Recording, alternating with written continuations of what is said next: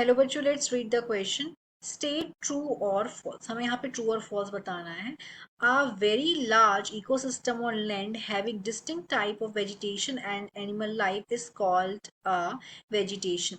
कि बहुत बड़ा इकोसिस्टम लैंड पर है जहाँ पे डिस्टिंक्ट मतलब अलग अलग टाइप के वेजिटेशन है और एनिमल की लाइफ है, उसको वेजिटेशन कहते हैं।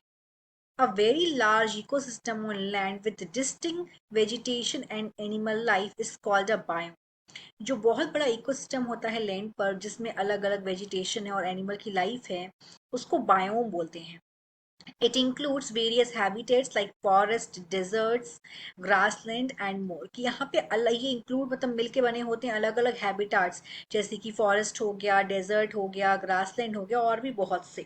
तो बेसिकली बायोम का मतलब क्या होता है, पहले हम बायोम का मतलब समझते हैं यहाँ पे कि जो एक कम्युनिटी है ये बायोम, प्लांट की, एनिमल्स की, जो एक एरिया में नेचुरली रहती है।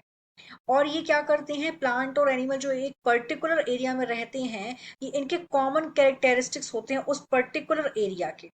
तो बायोम क्या है, ये एक मेजर लाइफ जोन है। ये वो एरिया है, यहाँ पे वो कम्युनिटीज रहती हैं प्लांट और एनिमल की जो उस पर्टिकुलर एनवायरनमेंट में खुद को अडाप्ट कर सके, उसको बायोम बोला जाता है। अब यहाँ पे अलग अलग हैबिटेट्स भी हो सकते हैं, फॉरेस्ट है, डेजर्ट है, ग्रासलैंड है। और अब जैसे कि हम एग्जांपल लेते हैं डेजर्ट का, तो जो डेजर्ट बायोम होगा वहां पे कैसे एनिमल्स होंगे जो कम पानी में रह सकते हैं, कैसे प्लांट्स होंगे जो कम पानी में रह सकते हैं। मतलब अगर हम राजस्थान वाले मतलब बात करें जो रेतीली डेजर्ट होते हैं, यहाँ पर ठंडी डेजर्ट की बात नहीं हो रही, अभी हम लोग सैंड वाले डेजर्ट की बात कर रहे हैं। तो यहाँ पे कैसे प्लांट और एनिमल्स रहेंगे जो कम पानी में अपना गुजारा चला सकते हैं।